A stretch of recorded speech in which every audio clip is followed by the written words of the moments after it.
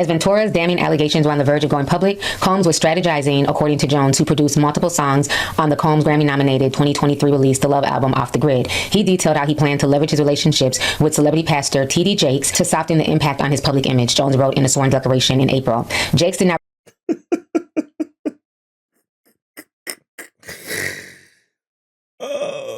Look. This hits a little different that, because we didn't heard, rumors and stuff like that, but when Rolling Stone coming out, they are, that's a pretty, this hits a little different. When you just hear rumors and stuff like that, just from bloggers, and you're like, maybe true, maybe not, but damn. When Rolling Stone do their own investigation and they pretty much just repeating what a lot of bloggers been saying, shit. So this shit is true, huh? Allegedly, maybe, could be. I replied to a request for comment. Publicly, Combs seemingly jumped into overdrive, producing positive press. He fulfilled his $1 million promise to his alma mater, Howard University, and the football program at another historically black college, Jackson State University. He launched Empower Global, an e-commerce platform for black entrepreneurs, and in dropping his new album proclaiming he was in his love era, he announced that he was giving bad boy artists and songwriters their publishing rights back. Only some artists say they were offered rights back. Danny D. Kane member Aubrey O'Day said she refused because the offer came with a mandatory non-disclosure agreement. A year before her breakup with Combs, Ventura conceptualized a short film titled Cassie that appears to be telling in hindsight. In a voiceover speaking about the film's fictionalized romance, she says, "How do you just walk away from it? How do you escape? I just want to be free." Part 1. Puffy is out here acting crazy. He's beating her. A hotel security footage prompted horrific reactions around the world. Forced to acknowledge his actions, Combs made a rare admission of guilt, but tailored it to solely that incident. "I was fucked up. I hit rock bottom. I make no excuses. I take full responsibility for my actions in that video. I'm disgusted." He claimed that he went to therapy and rehab and was truly sorry. Ventura's lawyer said that Combs' apology showed his pathetic desperation.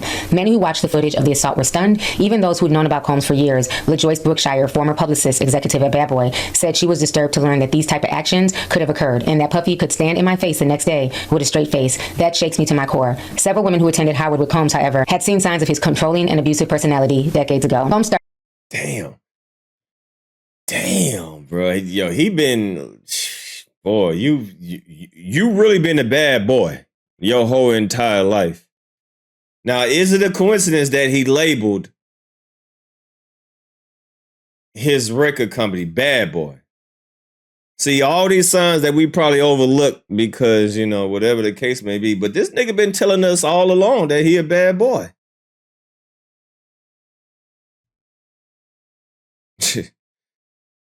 Started at the esteemed college in the fall of 1987 and quickly earned a reputation for throwing legendary rowdy parties. Flamboyant and boisterous, he was often seen driving a convertible around campus and passing out flyers. Though he left after his sophomore year, Combs turned Howard into a pipeline for his enterprises, teaming up with future label execs and producers Harv Pierre, Mark Pitts, and Dietrich D. Angeletti, all key figures in Bad Boys' early success. Shantae Page, a former A&R executive for Universal Motown Recording Group, was amongst those who says they had a positive experience with Combs at Howard, calling his iconic parties a once-in-a-lifetime type vibe. He was a go-getter from the start, she says, always in the know, but other women described previously unreported incidences involving unwanted touching and fits of rage. One woman says she kept as far as possible after Combs caressed her back without warning and asked if she'd be willing to meet one of his friends. Another former student recalled that Combs flew off the handle after she objected to him cutting a cafeteria line. While moments may seem small, they showed flashes of danger that would soon explode. A third former student recalls how the future mogul would tap on the window of an English class to get his girlfriend to ditch. The visits became noticeably unwelcomed, the classmate tells Rolling Stone. She would tense up when Combs appeared. The student who sat next to the woman in class recalls, "He just had a weird controlling thing. I felt that she was fearful." The classmate who requested anonymity due to fear of retribution says her concerns were validated when Combs reappeared outside the school's Harriet Tubman dorm and started screaming in a belligerent manner for his girlfriend to come outside. The classmate says that other women soon began running through the halls, knocking on the doors in a panic. They were sounding the alarm that Combs, known then by his name Puff, was attacking the woman outside, she calls. "Puff is out here acting crazy. He's beating her," the fellow student said, according to the classmate. "He screamed and hollered and acted a stone fool until she came downstairs." Another Howard student who witnessed the alleged attack tells Rolling Stone. She says Combs used what appeared to be a belt to strike the young woman all over the place. Speaking on the condition of anonymity due to the sensitive nature of the incident, the witness says that Combs appeared super angry and was screaming at the top of his lungs. She says he whooped her butt. He really whooped her butt. The witness says the woman was clearly terrorized. She was trying to defend herself a bit. She was crying and we were telling him get off of her. We were screaming for her. A third source also recalled the alleged assault to Rolling Stone. The women at the center of the attack declined to comment. Okay, so this article is super... God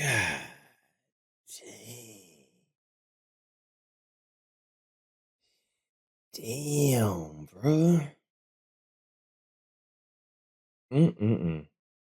You've been doing this for a long time, allegedly since college. How old is Diddy?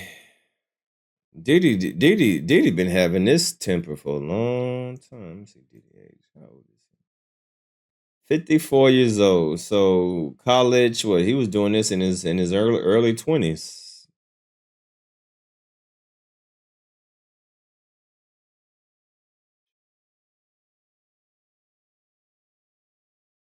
I was reading something.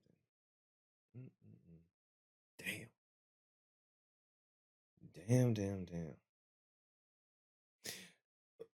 I don't think people just learn this type of behavior. Now, I didn't heard stories. See, I think this is going to get a lot deeper, right? Because I don't think this is just well, he has to. In my opinion, we got to start digging a little deeper. What did Diddy actually go through? Now, I didn't heard this and that and this, but I think a lot of stuff is going to be revealed. I think this is learned behavior. His mom, yeah, man. Yeah. I think a lot of stuff is going to be revealed. That's why you gotta pay attention, man. Ask people how they are with their mothers, how they are with their family members, you know, how people are raised, how people is treated as a child will, as we see, can affect them for the rest of their lives, right? Hurt people hurt people. There's an old saying that's saying hurt people hurt people. So, all that glitz and glamour, all those cars, money, and all that, nah. There's a disturbed person under all of that, and they use their power and money to mask all of that. Ooh-wee. Man, this is gonna get deep, boy. This is just the beginning. But I think this is learned behavior, in my opinion. He's been like this for a long time. Super long, so I'm going to kind of skip around. They're talking about, the situation with J-Lo and Shine. They're hitting on a lot of stuff that me and many people have been talking about for years, so I'm not going to reread that. But I'm going to hit on some of the stuff that hasn't really been talked about, and even some of the things that I didn't know. So I want to kind of get to the meat and potatoes. I don't want to do a repeat of things that we were. Now, apparently, right, Diddy father was a drug dealer. Now, the drug dealers that I seen on movies, they ain't too nice. They ain't too nice. They're really not nice people. Already know about Diddy. So later on in the article, they go on to say this. After Combs' acquittal in the nightclub shooting in 2001, he reportedly headed straight to church. He later made a less God-fearing visit to the Peninsula Hotel, where he was thrown a massive bash to celebrate the verdict. It was there that Anna, a freelance graphic drug dealer at that. Designer working with Bad Boy's marketing team, says that Combs approached her and began to massage her shoulders. The woman requested a pseudonym, citing fear of retribution. I'm getting touched on my shoulders, my arms, my back. He's like, oh, you like that? I know you like that. Like, really, really gross, Anne recalls, sharing her story publicly for the first time. I was like, no, not so much. And I sort of floated my way out of there. Anne says she avoided Combs the rest of the night. Weeks later, her boss's girlfriend confided that Combs allegedly approached the boss the night of the party to solicit me for sex, Anne says. A friend confirmed to Rolling Stone that Anna told her about both encounters and proposed the arrangement when they began working together a few years later. The boss did not return Rolling Stone's request for an interview, and the girlfriend declined to speak. I felt quite unsettled about this for many years. When people asked me about my days at Bad Boys, it was just overshadowed by his craft, Anna says, adding that Combs treated her as though she existed to accommodate his whims. Combs often flaunted his sexual encounters, even if underage artists were around to see it. A teenage Usher briefly lived at Combs' New York house in the early 90s.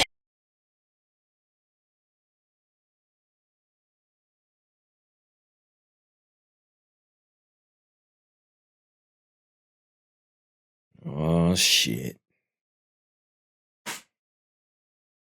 Oh, I don't know what's about to be said, but oh, shit. Oh, I really don't know what is about to be said, but oh, boy. Woo! This is about to get very interesting, boy. And you wonder how some people are put in positions, and you think it's their talents. Y'all think people are solely put in these positions based on their talent? Now, there's a lot of people that are way more talented than the people that are in the position that they're in. There's a lot more people that are way talented, just pure talent, than people that are in these positions that they're in. And you wonder why. Some people are in some positions and some people are not. Ooh-wee. This is Drake. Drake. Oh, this is Calvin Barner super chatted $2. Pull up Usher video with Howard Stern. I got you. Oh yeah. I seen that. I played that video already. I played that video when Usher was talking about Diddy parties. Yeah, I think I played that video already, but I'll pull it up again. But yeah, it was an interview that Usher was doing with Howard Stern, and he was talking about Diddy parties, and he was talking about living with Diddy at a young age, and you can tell Usher felt uncomfortable talking about that because he was like, "Yeah, I seen some wild things, as a young man, I seen some wild things at that house." I remember that, but it seemed like we gonna find out what was going on at them parties.